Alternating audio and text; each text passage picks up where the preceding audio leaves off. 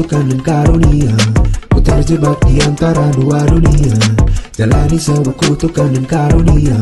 Ku terjebak di antara dua dunia.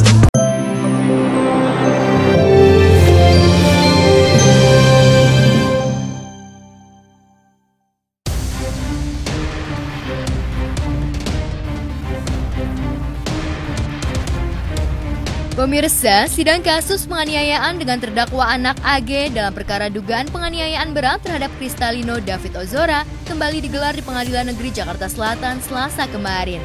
Sidang dengan terdakwa anak AG yang juga merupakan mantan kekasih Mario Dandi Satrio beragendakan mendengarkan keterangan saksi ahli dan saksi meringankan dari pihak AG yang dihadirkan dalam persidangan.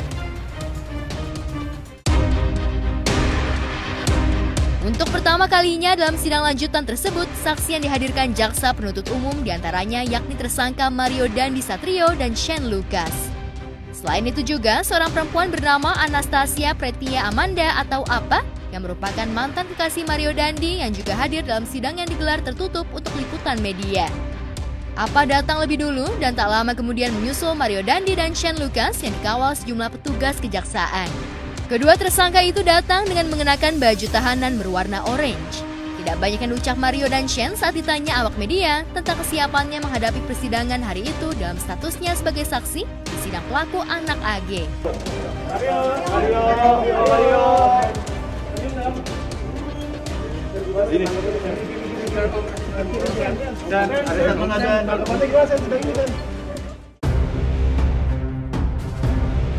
Usai menghadiri sidang yang berlangsung dari pagi hingga sore hari itu, kuasa hukum tersangka Mario Dandi dan Shane mengungkapkan jalannya persidangan di samping juga kehadiran Mario dan Shane sebagai saksi AG dalam perkara penganiayaan yang terjadi awal Februari 2023 lalu. Shane iya, jadi kedatangan saya dan tim kuasa hukumnya pun datang sini karena ada informasi bahwa si Shane ini saksi untuk AG. Ya harapannya ya bebas lah, kalau si Shane ini bisa bebas dan ya seperti itu harapan kita, dan kalau tidak ya seringan-ringan ya bebas lah kalau harapan sebagai orang itu, karena lihat statusnya pun tidak begitu ada itunya. Sementara itu dalam keterangannya sebagai saksi di hadapan majelis hakim, ayah Shane Lucas, Tagor Lumbantoruan, terkejut saat mendengar berita di media terkait keterlibatan anaknya di pusaran kasus penganiayaan terhadap David Ozora. Ia pun menceritakan bagaimana perkenalan anaknya dengan Mario yang terjalin sejak Agustus 2021 lalu. Enggak, justru itu. Jadi waktu dijemput baru dikenalkan sama Mario, mau kemana kita, mau jemput pacar gua, nggak kenal. Jadi David itu pun nggak dikenal, bukan kaget lagi, sangat hancur hati saya waktu dia ada berita ada ikut beserta Mario itu, karena di awal itu kan saya kira anak saya ikut pelakunya gitu. Ternyata sudah di TKP nggak ada, hanya merekaman itu aja, dan itu pun dilakukan karena ada merasa tekanan, terpaksa seperti itu. Enggak, makanya saya kaget gitu loh. Dan sama Mario ini juga kan jarang ketemu. Dalam sidang sebelumnya, majelis hakim yang dipimpin Hakim Tunggal Siti Wahyuni Batubara menolak eksepsi terdakwa anak AG dengan berbagai alasan. Sidang yang digelar Selasa kemarin merupakan kelanjutan dari sidang yang digelar Senin 3 April 2023 sebelumnya yang berlanjut setelah agenda putusan sela majelis hakim. Kayak putusan sela tadi, hakim sudah menyampaikan bahwa JPU sudah memberikan dakwaan yang cukup cermat, yang cukup jelas, sehingga terkait peranan, terkait keterlibatan, dan hal-hal lainnya menurut majelis hakim ini perlu pembuktian di persidangan nanti. Sehingga hakim tadi juga menyebutkan eksepsi atau nota keberatan yang disampaikan oleh kuasa hukum AG tidak beralasan hukum sehingga haruslah ditolak. Pertama ditolak terkait eksepsi, yang kedua dilanjutkan kepada proses pembuktian.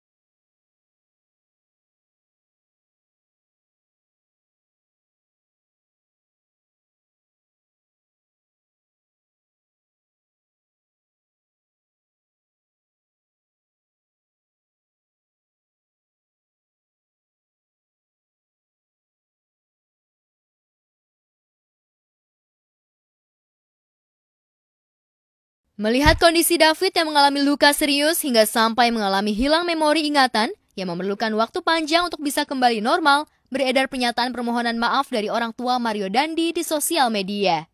Rafael Alun Trisambodo dan Ernie Mike Torondek, orang tua Mario, mengungkapkan permohonan maaf atas perilaku putranya tersebut. Ketika saya dari Polres, saya langsung ke rumah sakit, ketemu sama orang tuanya David. Saya bilang, Bapak, Ibu, saya bisakah menjenguk Ananda David? Gitu.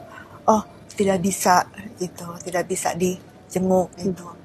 Jadi saya bilang, Bapak, Ibu, saya minta maaf. Saya prihatin angka ini terjadi. Saya minta maaf, saya orang tuanya Mario Dandi. Saya minta maaf, Ibu Bapak.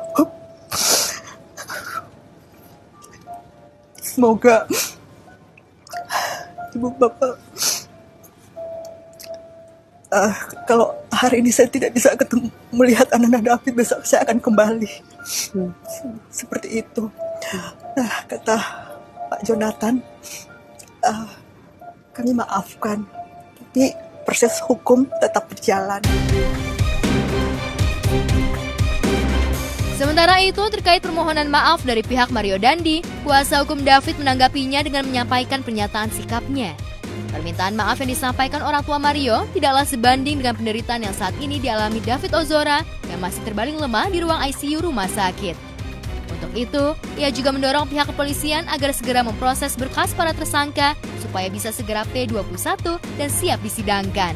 Terkait dengan permohonan maaf atau keterangan dari keluarganya MDS ini, di media kami tidak melihat itu sebanding dengan apa yang dialami oleh anak korban. Kalau kita melihat orang tuanya MDS menangis pada waktu di keterangan di media, kita melihat anak korban David sudah menangis berteriak, bahkan suaranya hilang karena ada lubang trakestomi di lehernya. David sudah menangis dari sejak hari dia mulai sadar dari koma sampai kemarin dia masih menangis. Dan menangisnya orang tuanya Mario itu bukan karena perbuatan siapa-siapa, tetapi karena perbuatan mereka sendiri. Menangisnya keluarganya mereka itu terkait dengan untuk dirinya sendiri, untuk keluarganya sendiri, tetapi menangisnya David, menangisnya orang tua David karena perbuatan anak mereka.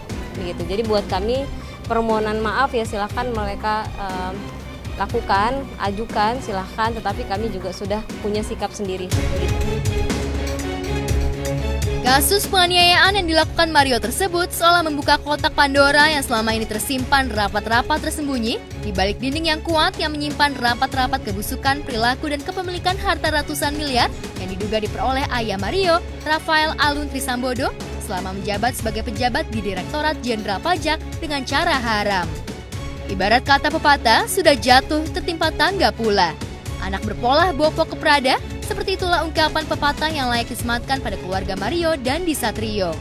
Hanya terpaut 2 hari setelah roadshow Rafael Alun ke sejumlah media televisi, Komisi Pemberantasan Korupsi atau KPK telah melakukan penahanan terhadap tersangka Rafael Alun Trisambodo dalam kasus dugaan tindak pidana korupsi dengan menggunakan jabatannya atas penerimaan gratifikasi dari beberapa wajib pajak. Segala hal yang terkait dengan dugaan tindak pidana korupsi, penerimaan gratifikasi, yang tentunya rekan-rekan bisa mengikuti kembali apa yang telah dilakukan KPK.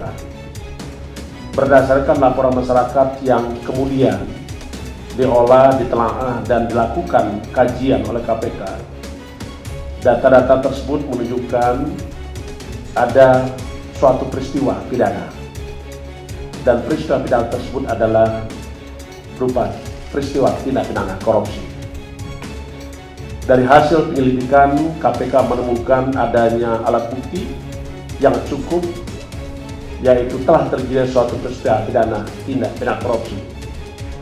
Dan KPK terus bekerja keras untuk mengumpulkan bukti-bukti dan rangka mengungkap terangnya peristiwa pidana tersebut. Dan pada akhirnya kita menemukan tersangka, dan sore hari ini kami sampaikan dan umumkan tersangkanya sebagai berikut. Saudara RAT, pegawai negeri sipil pada Direktorat Jenderal Pajak, Kementerian Keuangan Republik Indonesia, dan selaku penyidik pegawai negeri sipil sejak tahun 2005. Untuk kepentingan penyidikan, tersangka RAT dilakukan penahanan selama 20 hari pertama, terhitung mulai tanggal 3 April 2023 sampai dengan 22 April 2023, yang penahanan dilakukan di Rumah Tahanan Negara KPK pada Gedung Merah Putih. Dengan jabatannya tersebut, diduga RAT menerima gratifikasi dari beberapa wajib pajak atas pengkondisian berbagai temuan pemeriksaan di bidang perpajakannya. Selain itu, RAT diduga memiliki beberapa usaha, yang satu diantaranya PT AME yang bergerak dalam bidang konsultasi terkait dengan pembukaan ulang terkait dengan pembukuan dan perpajakan. Tim penyidik menemukan adanya aliran dana atau uang gratifikasi yang diterima saudara tersangka RAT sejumlah sekitar 90.000 US dollar yang penerimaannya melalui PT AME, dan saat ini pendalaman dan penelusuran terus dilakukan.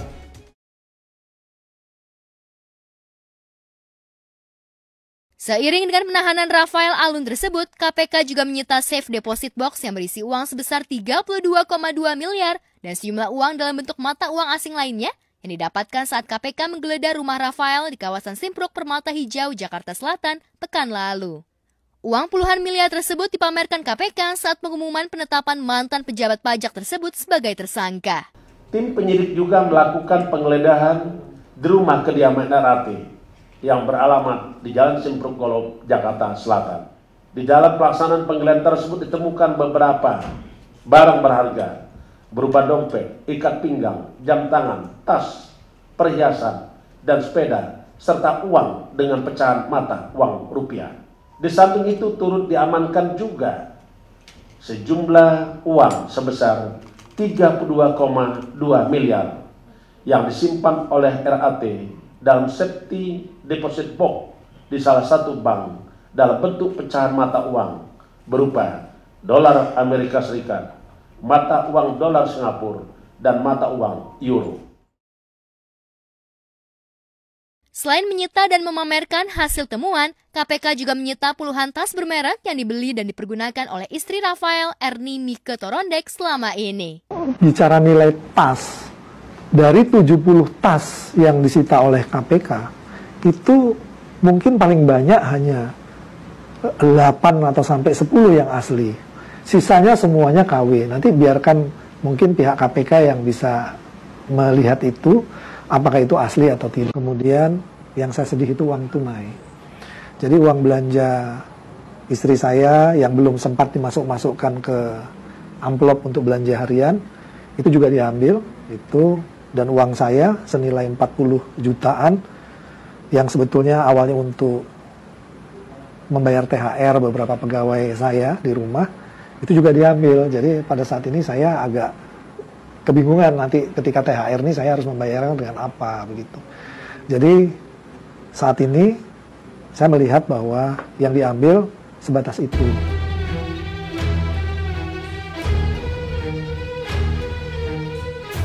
Terkuaknya Rafael Alun Trisambodo yang memiliki ratusan miliar uang yang diduga diperoleh dengan cara tidak wajar itu menyeret nama sejumlah artis tanah air.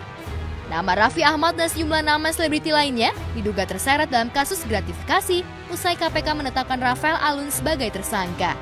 Benarkah demikian? Terkait inisial R lu diiniin gimana nih, Capek gue, ada aja gosip-gosip gue udah. R itu siapa aja sih? R itu Irfan Hakim gitu. Tapi gimana menanggapinya, lu kaget atau gimana nih? Udah biasa gue digosipin, udah biasa temen ngetop aja gue. Tapi kenal nggak sih sama menantunya Pak Ya, kalau menantunya Jeremy memang kerja di aku sebagai tapi aku nggak kenal sama Om Rafaelnya, aku nggak kenal dan aku nggak pernah ada bisnis. Kok bisa ke lu gitu, kenapa ya? Ya itulah namanya manusia yang makanya tapi aku di bulan Ramadan ini santai aja. Semakin tinggi semakin goyang ya, Bi. Silahkan aja dicek, nggak ada apa-apa. Jadi kalau begini dipanggil nggak apa-apa ya, Iya.